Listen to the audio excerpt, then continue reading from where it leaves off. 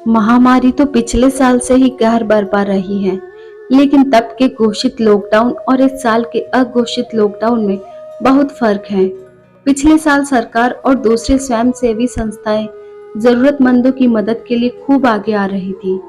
मालिक भी अपने मुलाजिमों के काम पर न आने के बावजूद उन्हें तनख्वाह दे रहे थे, चाहे वह सामाजिक दबाव के चलते ही रहा होगा। लेकिन भूख से मरने की नौबत तो कम से कम नहीं आई थी। पर इस साल तो जान बचाना ही भारी लग रहा है। क्या किया जाए, न अंटी में पैसा न गांठ में धेला। रोज कमाने खाने वालों के पास जमा पूंजी भी कहाँ होती है। सरकार जन धन जैसी योजनाओं की कामयाबी के लाख दावे करे, लेकिन जमीनी हकीकत से तो भुक्तभोगी ही वाकिफ होगा ना। बैंक में खाता खोल देने भर से रुपया जमा नहीं हो जाता। रोज सुबह एक एक अंगुल खाली होते जा रहे आटे के कनस्तर को देखती दुलारी मन ही मन अंदाजा लगाती जा रही थी कि कितने दिन और वह अपनी जद्दोजहद को जारी रख सकती है। जिस दिन कनस्तर का पैंदा बोल जाएगा, उस दिन उसे भी सब सोच विचार छोड़कर वही रास्ता अपनाना पड़ेगा, जिस पर वह अभी तक विचार करने की हिम्मत भी नहीं जुटा पाई है। दुलारी के होश संभालते ही माँ ने मन की जमीन पर संस्कारों के बीज डालने शुरू कर दिए थे, जो उम्र के साथ साथ अब पेड़ की माफिक अपनी पक्की जड़ें जमा चुके हैं। पेड़ों को जड़ से उखाड़ना आसान है क्या? हम गरीबों के पास यही एक पूंजी है छोरी, और वह है हमारी इज्जत।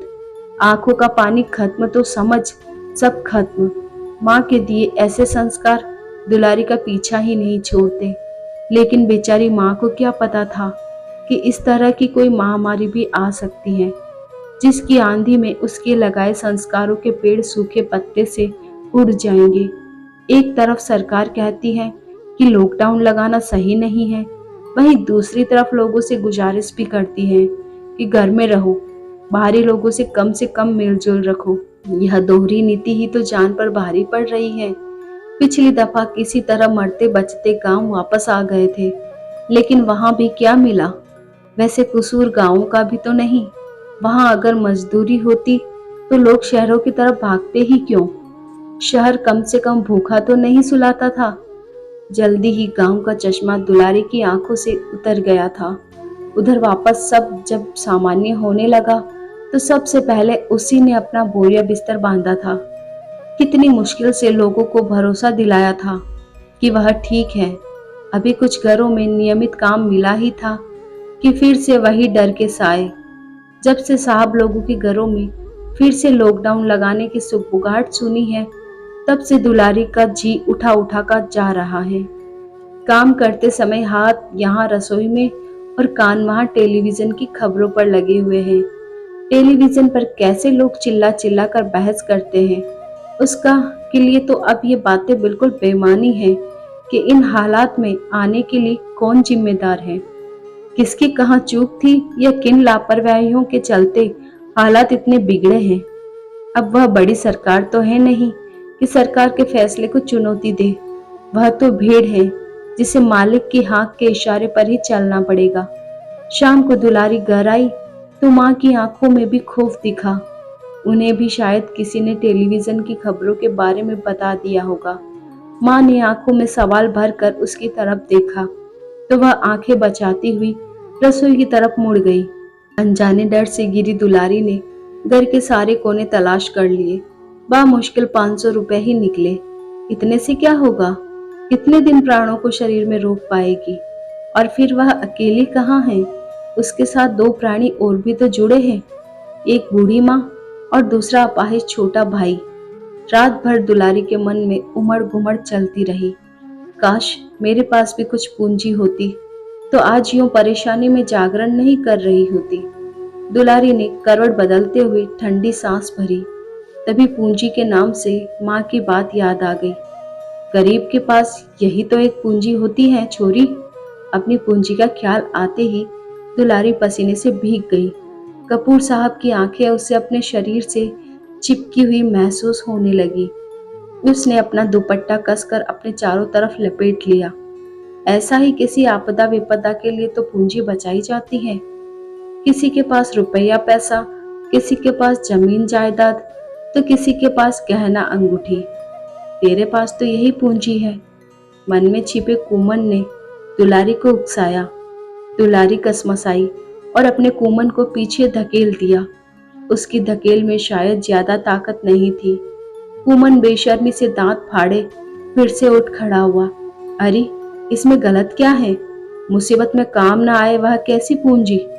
तेरे पास कोई दूसरा रास्ता है तो वह कर ले, लेकिन अपनी और अपने परिवार की जान बचाना तेरा फर्ज है कि नहीं? जब जान ही न बचेगी तो मान बचाकर क्या करेगी? कुमन ने दुलारी को हकीकत दिखाने की कोशिश की। ठीक ही तो कहता है बेरी, मैं खुदकुशी कर भी लूं, लेकिन इन दोनों की हत्या का पाप कैसे अपने सिर ले सकती हूँ? मन पर कुमन हावी होने लगा और आखिरकार उसकी जीत हुई। दुलारी ने कपूर साहब के पास अपनी पूंजी गिरवी रखने का फैसला कर लिया। मन किसी फैसले पर पहुंचा तो नींद भी आ गई। आज सुबह वही हुआ जिसका डर था। साल भर पहले जहां से चले थे वापस वहीं आ गए। सरकार ने प्रदेश भर में सख्त कर्फ्यू लगाने के आदेश जारी कर दिए थे। दुलारी के आंख कान फोन पर लगे थे। अभी मेम साहब लोगों के काम पर न आने के फोन आने शुरू हो जाएंगे। वह अनमनी से अपने दैनिक काम निपटा रही थी। फोन नहीं बजा, कहीं बंद तो नहीं पड़ा। दुलारी ने फोन उठाकर देखा, फोन चालू था। समय देखा तो 8 बजने वाले थे। एक भीतरी खुशी हुई कि शायद अपनी पूंजी गिरवी न रखनी पड़े। 8 बजे वर्मा साहब के घर पहुंचना होता है। सोचते हुए दुलारी ने रात की रखी ठंडी रोटी चाय के साथ निगली और मास्क लगे दुपट्टे से अपना चेहरा ढकते हुए दरवाजे की तरफ लपकी। पर दरवाजे से निकलकर मेन सड़क तक आते आते मोबाइल की घंटी बज गई। सुनो, अभी कुछ दिन तुम रहने दो, थोड़ा नॉर्मल हो जाएगा, तब मैं खुद तुम्हें फोन करूंगी। फोन उठाने के साथ ही मिसेज वर्मा ने कहा और बिना दुलारी की नमस्ते का जवाब दिए ही खट से फोन काट दिया, मानो कोरोना का वायरस मोबाइल फोन से फैल रहा हो। दुलारी एक फीकी सी हंसी हंसकर वापस मुड़ गई। एक बार फिर से अपनी पूंजी को गिरवी रखने की सलाह कुमन देने लगा था। ले, अखबार पढ़ ले।